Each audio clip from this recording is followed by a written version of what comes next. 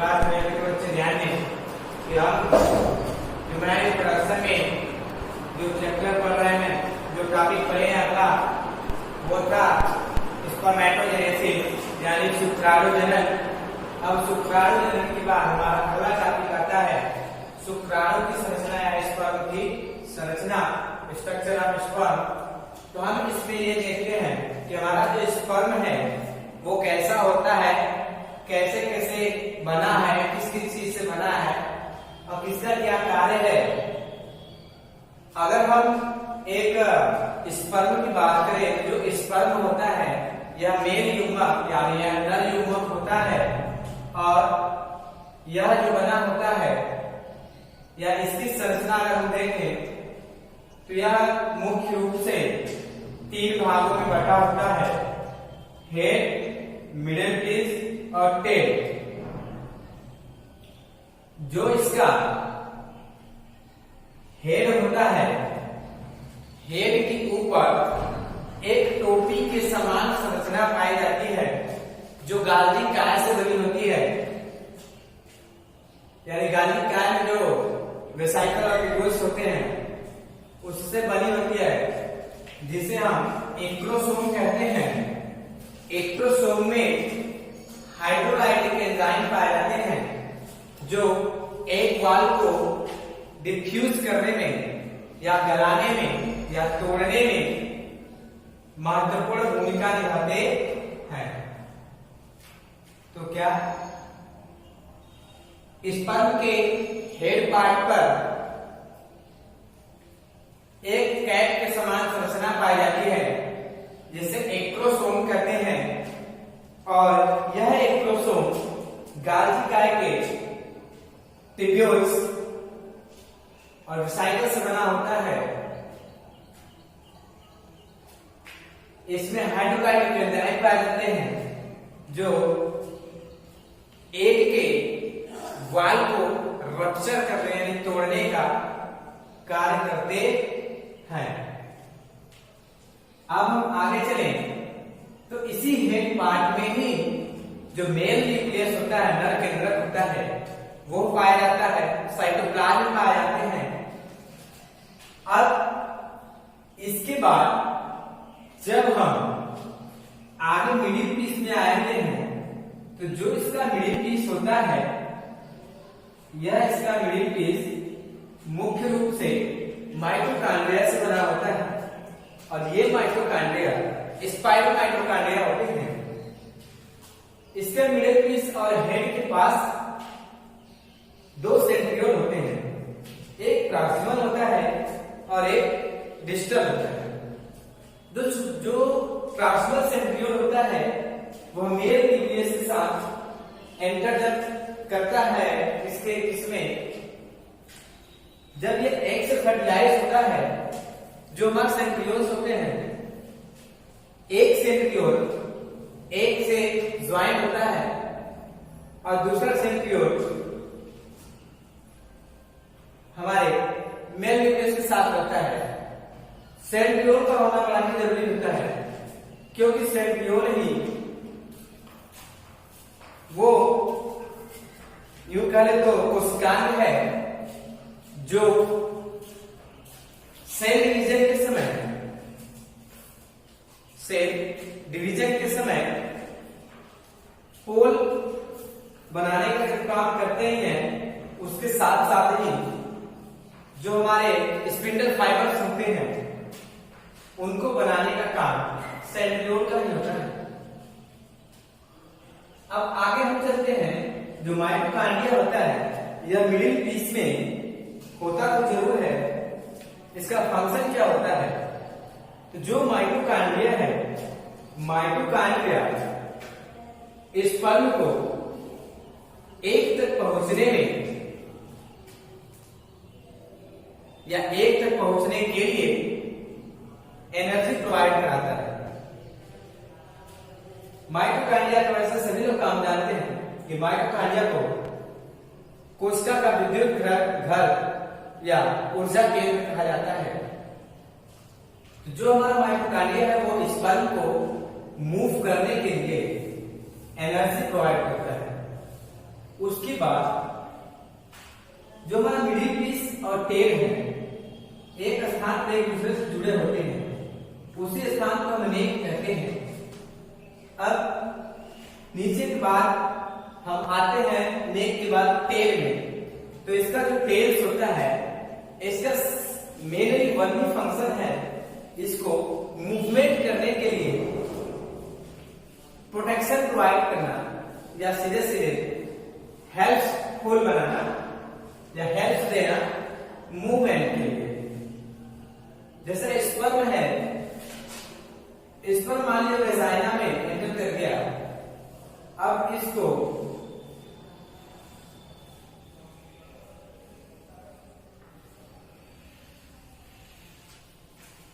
यहां मान लीजिए वेजाइना में एंटर कर गया, अब इसको फर्टिलाइजेशन करने के लिए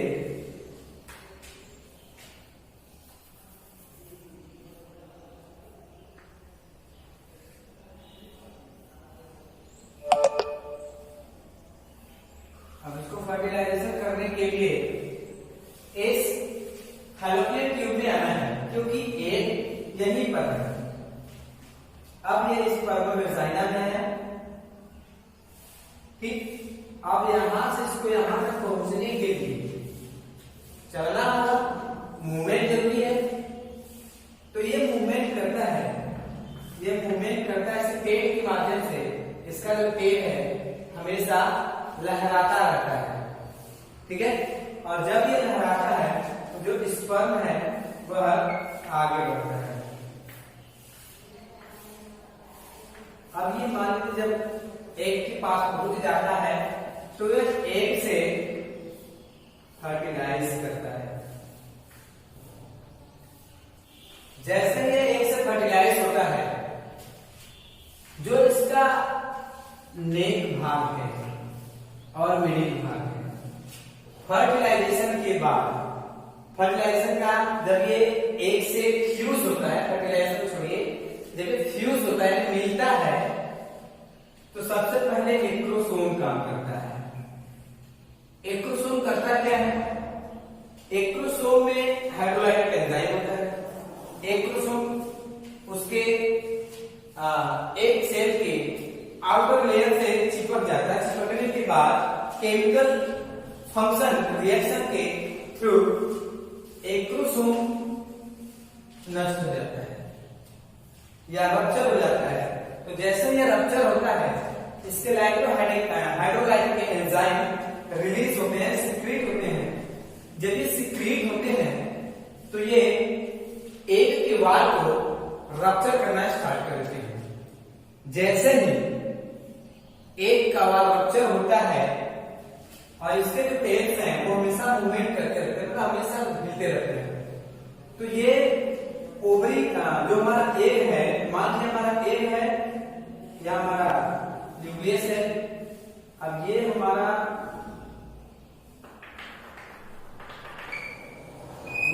स्पर्म है, ठीक, ये हमारा स्पर्म है। जब ये स्पर्म इस ओवरी से एग से फ्यूज हुआ है तो इसका देखिए हेड पार्ट और इसका कंज्वाइंड हुए। जब ये कंज्वाइंड होते हैं तो एक्रोसोम का जो सेल है ये रप्चर हो जाता है, और जब ये रप्चर होता है तो जो स्पर्म है उसका जो ये टेल है वो हमेशा मूवमेंट करती रहती है। जब ये मूवमेंट करती है तो इसमें मूवमेंट आता है और ये स्पर्म अंदर की ओर चला जाता है। मतलब स्पर्म का जो मिडल पीस और हेड पार्ट्स है वो एंटर कर जाता है एग सेल में, मतलब पूरी तरह से एग में। अब यहाँ पर जाकर के ये जब इसका जो मिडल पीस है जब ये नष्ट होगा, अभी नष्ट तो नहीं होगा, पर जो इसका हेड पार्ट है ये टूट जाएगा। जब हेड पार्ट पूरी तरह टूटेगा तो इसका जो मेल न्यूक्लियस है वो इस तरह के कर सकता है। तो समझ में आया आपको कि टेल्स का क्या फंक्शन है, मिडिल पीस का क्या फंक्शन है, एक्रोसोम का क्या फंक्शन है। अब मेल न्यूक्लियस बचा, तो मेल न्यूक्लियस फीमेल न्यूक्लियस आपस में फ्यूज करके डिप्लॉयड क्या बनाते हैं, एम्ब्रियो बनाते हैं, जाइगोट्स बनाते हैं। तो स्पर्म का स्ट्रक्चर खत्म हो गया, अब हम आगे चलेंगे oogenesis पे।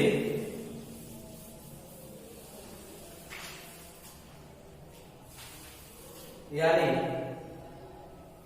अंडाणु जनन।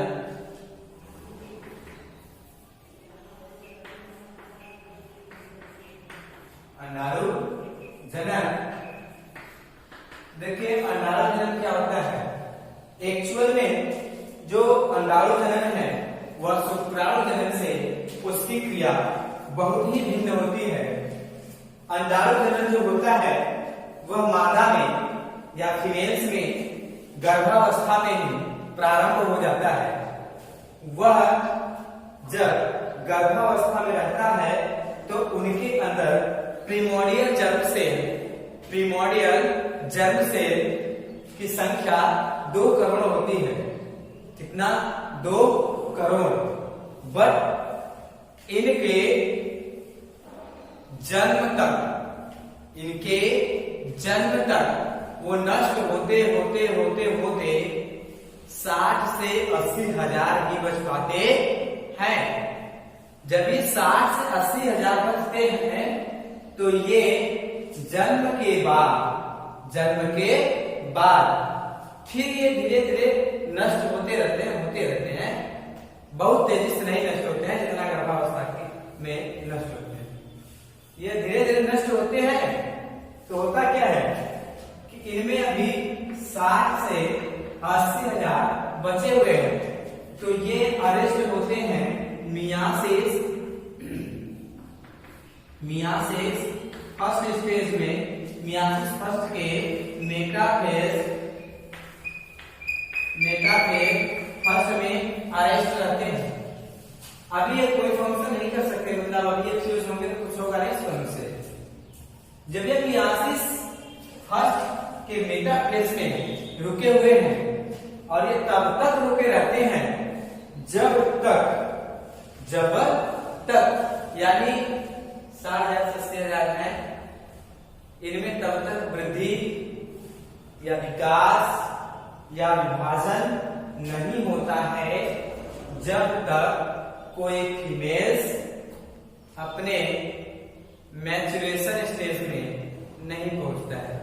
या यूं कह लें तो प्यूबर्टी स्टेज को जब तक कोई फीमेल्स अचीव नहीं करती है तब तक जो सेल का डिवीजन और ग्रोथ है वो रुका होता है। जैसे ही कोई फीमेल्स प्यूबर्टी को अचीव कर लेती है तो उसमें फिर से क्या होता है, इन्हीं प्रीमोर्डियल जर्म सेल से जनरेटिव सेल बनते हैं और जनरेटिव सेल से हमारे प्राइमरी oocyte बनते हैं और प्राइमरी oocyte से सेकेंडरी oocyte बनते हैं और यही सेकेंडरी oocyte लास्ट स्टेज में स्पर्म से फ्यूज होने के बाद मैच्योर एग का फॉर्मेशन करता है और फर्टिलाइजेशन से डिप्लॉयड जाइगोट का निर्माण करता है। तो आइए हम बात करते हैं कि बनता कैसे है। तो देखिए ये हमारे प्रीमोर्डियल जर्म सेल है। प्रीमोर्डियल जर्म सेल या जनरेटिव सेल भी कह सकते हैं। प्रीमोर्डियल जर्म सेल से जो सेल्स है, हम एक सेल को लेकर दिखा रहे हैं। ये प्रीमोर्डियल जर्म सेल है, इसकी जो प्लॉइडिंग ट्यूयर है। अब इसमें होता है माइटोसिस डिवीजन यानी समसूत्री विभाजन।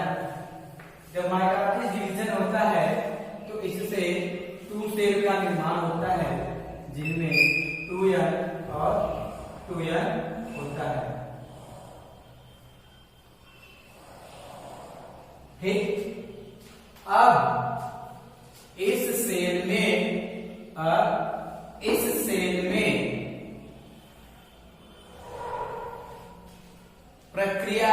स्टार्ट होती है मियासिस फर्स्ट की। मियासिस फर्स्ट की जब इनसे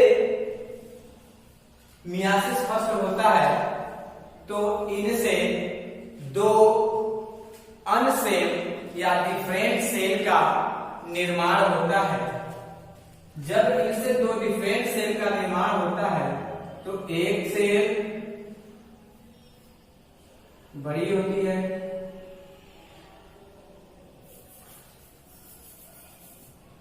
एक सेल बड़ी होती है, दूसरा सेल छोटा होता है। इसमें भी n नंबर, इसमें भी n नंबर मियासिस हुआ है। अब ये हमारे बन गए प्राइमरी oocyte।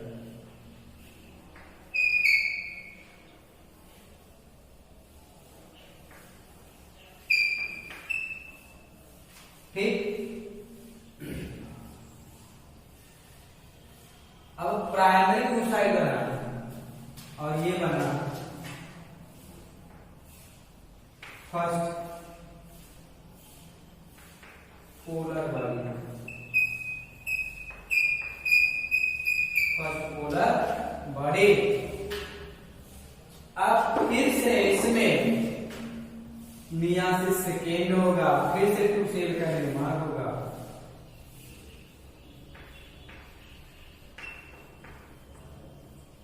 ठीक, मियासिस सेकेंड। अब इससे फिर इसको हम उगोनिया कहते हैं, इसको प्राइमरी oocyte। अब इससे जो अगला सेल बनेगा इसमें भी दो सेल्स, इसमें नंबर या इसमें नंबर या, ये हो जाएगा हमारा second polar body.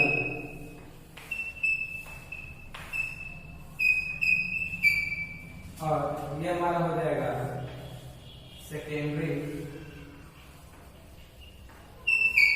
oocyte, secondary oocyte। अब ये ही जो सेकेंडरी oocyte है हमारा, ये अरेस्ट है मियासिस सेकेंड के मेटाफेज सेकेंड में, मियासिस सेकेंड के मेटाफेज सेकेंड में, यानी अभी इसमें मियासिस सेकेंड पूर्ण नहीं हुआ है।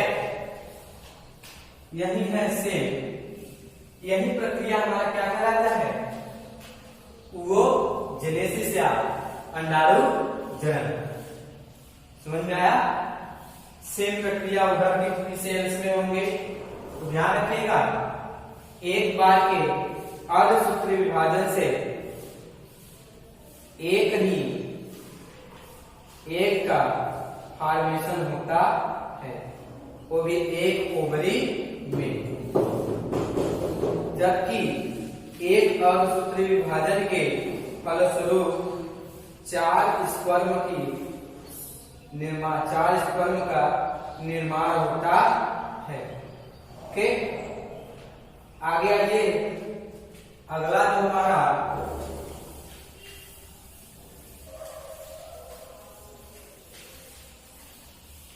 टॉपिक है वो है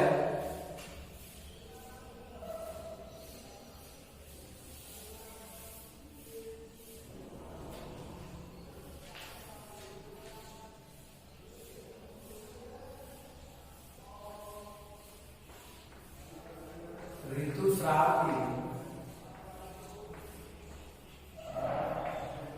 आरेखीय निरूपण।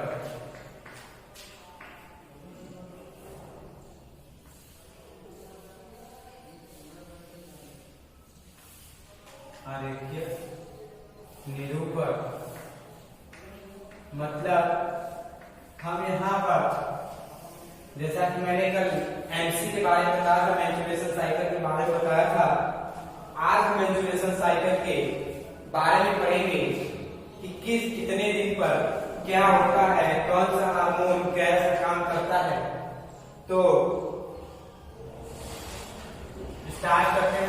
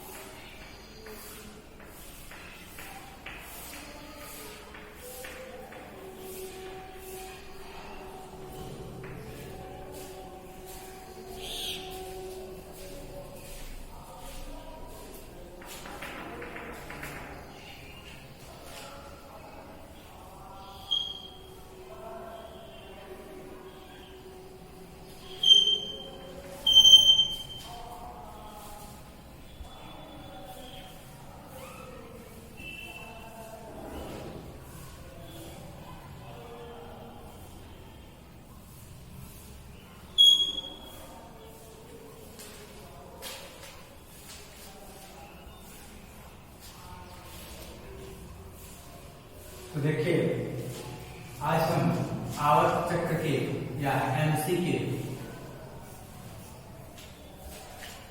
या एमसी को एक चार्ट के माध्यम से देखेंगे कि कितने दिन पर क्या होता है, कौन कौन से हार्मोन कार्य करते हैं और कौन किसके लिए उत्तरदायी होता है। तो देखिए सबसे पहले जब कोई फीमेल्स प्यूबर्टी को अचीव करती है तो उनमें एक फॉर्मेशन या ओजेनेसिस की प्रक्रिया स्टार्ट होती है। तो सबसे पहले होता यह है ओवरीज में कि जो प्रिमोर्डियल जर्म सेल होते हैं वो उगोनिया बनाते हैं और उगोनिया से प्राइमरी oocyte का निर्माण होता है। जब प्राइमरी oocyte का निर्माण होता है तो उस समय गोनेडोट्रोपिन रिलीजिंग हार्मोन्स यानी ये हमारा एंटीरियर पिट्यूटरी है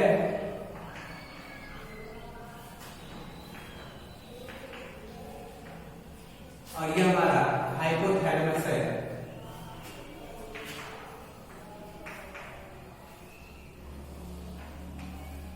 तो हाइपोथैलेमस से गोनेडोट्रोपिन रिलीजिंग हार्मोन्स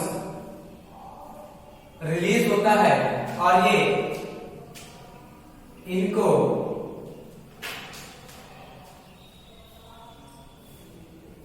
कहे तो प्रेरित करता है, मतलब एंटीरियर पिट्यूटरी को स्टिमुलेट करता है एफएसएच और एलएच सेक्रेट करने के लिए। तो सबसे पहले एफएसएच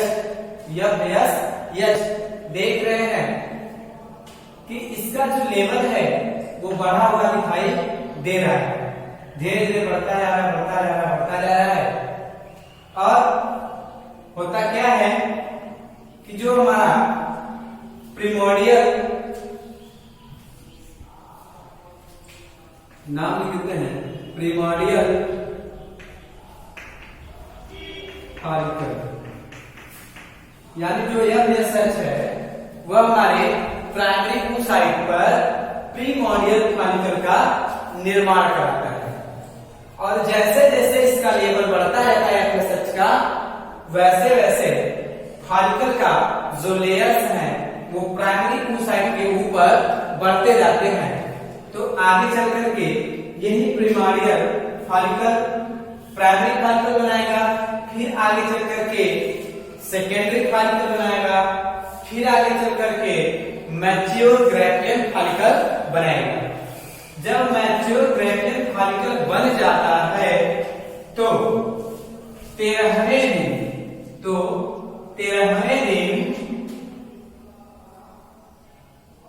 एनएच का जो देख रहे हैं चार्ट में लेवल काफी हाई हो जाता है। जब ये काफी हाई हो जाता है तो 14वें दिन जो ग्रैफियन फॉलिकल है यह टूट जाता है और टूटने के बाद जो हमारा एग होता है वो रिलीज होता है। इस प्रक्रिया को ओवुलेशन कहते हैं। क्या कहते हैं? ओवुलेशन। ठीक, जैसे ही ओवुलेशन होता है तो जो हमारा फॉलिकल है, जो ग्रैफियन फॉलिकल है वह पूरी तरह से रीजनरेट नहीं होता है।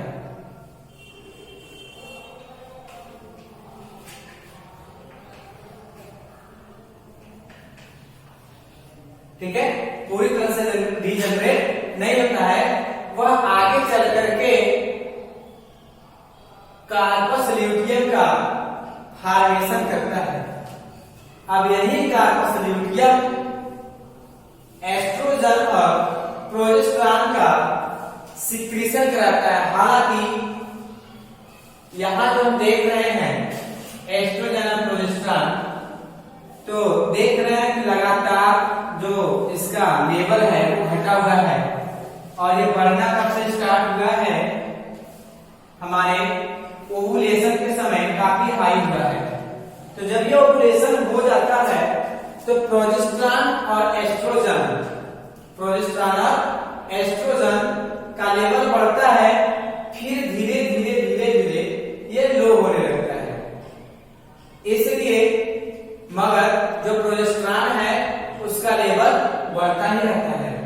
क्योंकि यह जो प्रोजेस्टेरॉन है यह इस एग को ऐसा एहसास दिलाता है कि अभी रुके रहो, अभी रुके रहो, फर्टिलाइजेशन होगा, अभी रुके रहो, फर्टिलाइजेशन होगा। अब ओवरी करेगी क्या? अरे एग करेगा क्या? एग करेगा क्या? वेट करता है। तो जब वेट करता है धीरे धीरे 21 दिन जब बीत जाता है पूरी तरह से, शुरू से लेके 21 दिन तक, यानी 21वें दिन फिर प्रोजेस्टेरॉन का लेवल और एस्ट्रोजन का लेवल तो बढ़ जाता है, प्रोजेस्टेरॉन का लेवल घट जाता है अचानक से। जब यह घट जाता है तो वह उसके बाद से जो एग है वह डीजनरेट होने लगता है। उसके साथ साथ जो हमारे यूटेरस के एंडोमेट्रियम, जो एंडोमेट्रियम है वह धीरे धीरे डीजनरेट होने लगता है, वह भी टूटने लगता है। और उसमें जो कार्पस, जो हमारे ब्लड कैपिलरीज हैं वह भी टूटने लगते हैं, जिससे ब्लड निकलता है और उसका एंडोमेट्रियम एक लिक्विड फॉर्म में ब्लड के साथ हो जाता है। और वहीं जो हमारा एग डीजनरेट हो गया है वह इस लिक्विड के साथ, इस लिक्विड के साथ कहां आता है? वेजाइना से या योनि से बाहर निकलता है। यह प्रक्रिया 3 से 5 दिन तक होता है। उसके बाद फिर से 29 दिन के बाद एक नए आवर्त चक्र का प्रारंभ होता है। तो ये था हमारे एमसी का यानी आवर्त चक्र का रेखीय आरेखीय निरूपण। ठीक, समझ में आ गया? तो आगे हम चलेंगे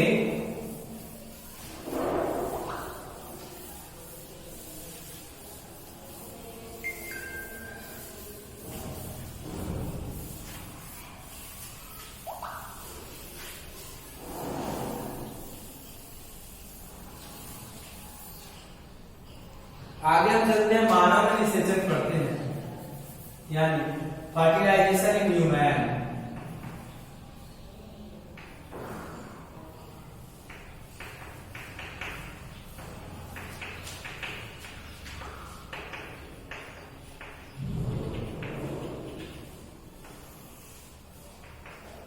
देखिए फर्टिलाइजेशन पौधों पर आ चुके हैं। फर्टिलाइजेशन का मेन मकसद होता है the fusion of male and female gametes. It is a chemical process, यानी कि जो फर्टिलाइजेशन होता है यह नर और मादा युग्मक के मिलने की प्रक्रिया होती है, एक रासायनिक प्रक्रिया होती है। और इसमें देखिए होता क्या है, मैंने बताया था जैसा कि मान लीजिए यह हमारा एग है, एग में मेल फीमेल न्यूक्लियस है, ठीक, फीमेल, और उसका साइटोप्लाज्म है और इसमें लेयर्स होते हैं, कई लेयर्स होते हैं।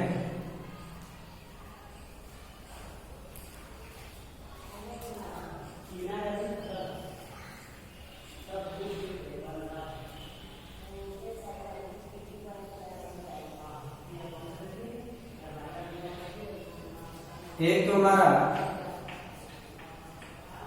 थीका एक्सटर्ना होता है, सेकेंड हमारा थीका इंटरना होता है, और जो सबसे लास्ट होता है वह जोना पैलेस्टिया होता है।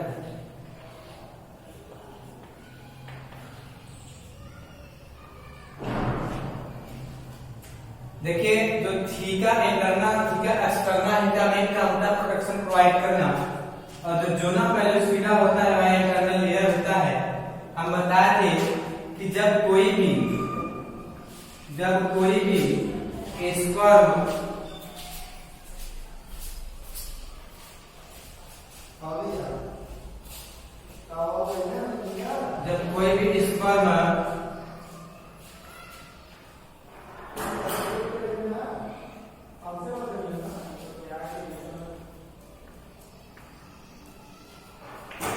जब कोई भी स्पर्म फ्यूज करता है तो यह आके थीका एक्सटर्ना से टकराता है। जब थीका एक्सटर्ना से टकराता है तो स्पर्म का जो एक्ट्रोसोम है, एक्ट्रोसोम में हाइड्रोलाइटिक एंजाइम्स हैं और ये हाइड्रोलाइटिक एंजाइम्स इसको गलाते हैं, फिर इसको गलाते हैं, फिर लास्ट में इसको गला देते हैं। जब ये तीनों गल जाता है तो ये जो हमारा स्पर्म है, स्पर्म का मिडिल पीस और हेड इसके एक के अंदर चले आते हैं, जिसमें मेल न्यूक्लियस है, माइटोकॉन्ड्रिया होता है, बट जो टेल्स होता है वो बाहर ही रह जाता है। ठीक है, जब बाहर और ये अंदर आ गया तो इसमें जानते हैं कि यह हमारा मेल फीमेल न्यूक्लियस है, मेल न्यूक्लियस है। अब जो फीमेल सेल है, जो हमारा फीमेल गैमेट्स है, उसके बाद 2 सेंट्रियोल होते हैं। तो वह जब इससे मिलता है तो एक सेंट्रियोल इस फीमेल न्यूक्लियस को प्रोवाइड कर देता है। अब इसके बाद इन दोनों में फ्यूजन हो जाता है और फ्यूजन होने के बाद अब इनमें ये कैसे हुए, ये डिप्लॉयड हो गए। अब इनमें माइटोसिस की प्रक्रिया तेजी से होने लगती है। जब माइटोसिस की प्रक्रिया होना स्टार्ट हो जाएगा तो इससे बनता है सबसे पहले मारूला। क्या बनता है, मारूला। यानी पहले ये 2 सेल के होंगे, फिर उसके बाद 4 सेल के होंगे। इस स्टेज को कहते हैं मारूला। अब ये 4 सेल के बाद 8 सेल होंगे,